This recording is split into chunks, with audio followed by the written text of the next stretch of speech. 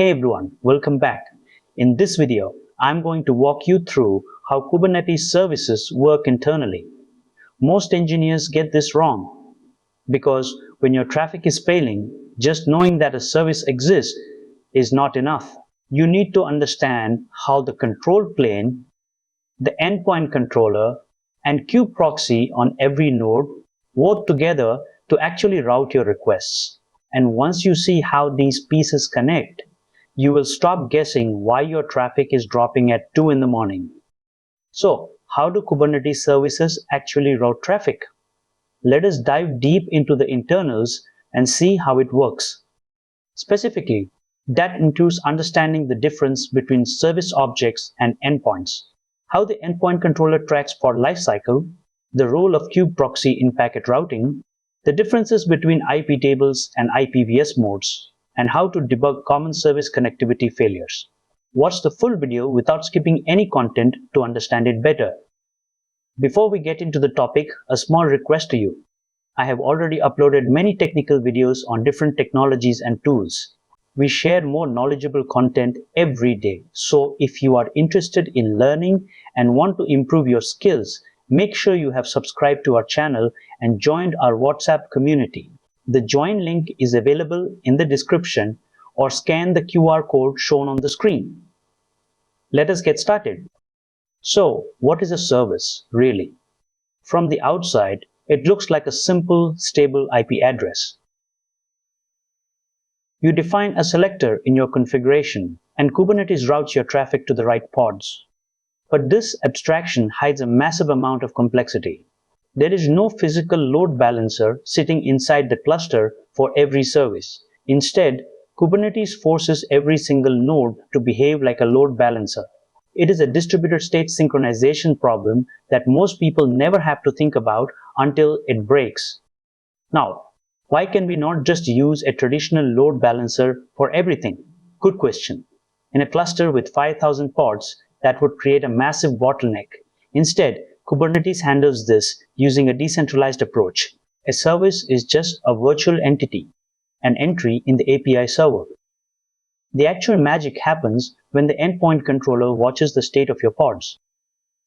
Every time a pod starts or dies, the controller updates the endpoint's object. And then, every single node in your cluster running a background process called kube-proxy pulls that new state and updates its local network rules. It is effectively a distributed update mechanism. Let us look at the architecture. You have the control plane managing the state. The API server holds the truth about your services and your pods. The endpoint controller lives in the control plane and constantly updates the endpoint object. But the real action is on the worker nodes. Each node runs kube-proxy. This is the component that reads the API server's state and translates it into actual network rules. Whether it is using iptables or IPVS, kube-proxy is the one that effectively creates the virtual load balancer on that node. So when a request hits your node's IP, the network stack knows exactly which pod IP to send it to. It is a clever way to avoid centralized bottlenecks. Here is a standard service definition. Notice the selector on lines 4 and 5. This is what the endpoint controller uses to find your pods. It looks for any pod with the label app equals payments. Then, on lines 6 to 8, we map the external service port 80 to the target port 8080 inside the container. This tells kube-proxy how to rewrite the destination of the incoming packet. If you want to see what is happening, run the command shown on screen. This shows you the actual IP addresses that the service is currently routing to. If you see your pod IPs here, the control plane is working correctly. If this list is empty, your selector is wrong, or your pods are not reporting as ready. So, how does kube-proxy actually work internally? Think of it as the network plumber of your node.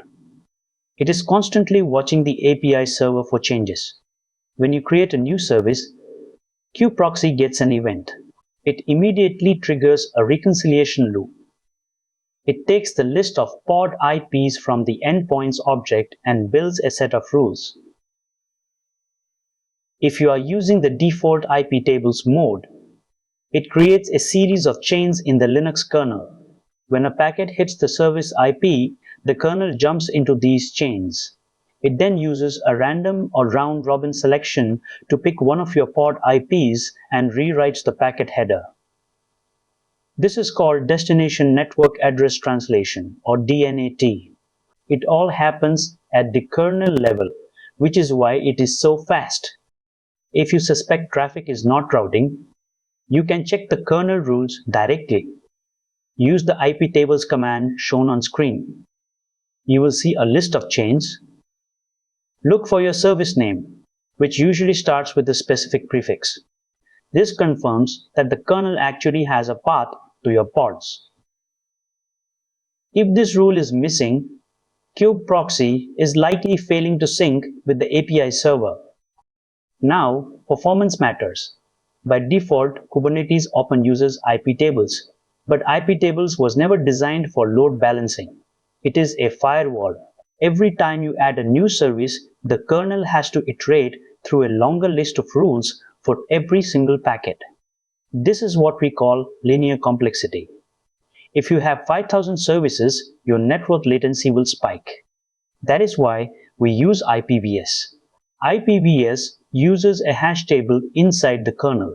It is a true load balancer. It does not matter if you have 10 services or 10,000. The lookup time is constant. If you are running a production cluster at scale, you should always enable IPVS mode in your kube-proxy configuration. Let us talk about the top mistakes. First, incorrect selector labels are the #1 cause of silent service failures. Your pods are running, but the service has no endpoints. Second, a target port mismatch is incredibly common. You map port 80 to 8080, but your container is listening on port 3000. Third, if kube-proxy crashes, your node effectively becomes disconnected from the service network. Check your logs for connection, refused errors to the API server. Finally, MTU mismatches can occur in complex overlay networks, leading to packets being dropped only when your payload size is large. These are the bugs that keep SRE teams up at night. To give you a real-world example, a global gaming company serving 50,000 concurrent players faced massive latency spikes during peak matchmaking events. They were using the default iptables mode in their Kubernetes cluster. Every time a new matchmaking pod started, the service rules had to be updated across hundreds of nodes. The sheer volume of packets caused the kernel to struggle with the linear search in iptables. They switched their kube-proxy to IPVS mode. The result was immediate. Packet processing latency dropped by 70%, and their matchmaking successful request rate stabilized even under heavy load. This is why understanding the data plane is not just theoretical, it is a business requirement. So, how should you choose? Use cluster IP for all your internal service-to-service calls. It is the most stable and performant option. Avoid node port in production, it is messy and hard to secure. Use load balancer when you need to expose your service to the internet, as it integrates directly with your cloud provider's infrastructure. And a final warning, do not rely on standard Kubernetes services for high throughput streaming or complex traffic splitting. For that, you need an ingress controller or a service mesh like IS, TO, or Linkerd. Services are the foundation, but they are not the complete solution for advanced traffic management. Use these criteria to decide if this tool is right for your situation. You now know the internals of Kubernetes services. Remember that a service is just a virtual object. The real work happens in the data plane via kube-proxy. The endpoint controller is the bridge between your pod state and network routing. While iptables mode is fine for small clusters, IPVS is required for performance at scale. Always verify your endpoints object first when debugging connectivity issues. And remember, the kernel level rules are the ultimate source of truth for your cluster's network traffic. These are the core concepts to carry forward from this video. I believe this video will definitely be a useful video. If you liked the video, please do like and hype the video. Also share it with your friends and groups. It may be useful to somebody else. If you have any doubts or any requests, please let me know in the comments. Make sure you have subscribed to stay updated for our regular videos. Join our WhatsApp community using the link in the description because we share more knowledgeable content every day. Thank you for watching. See you soon in the next video.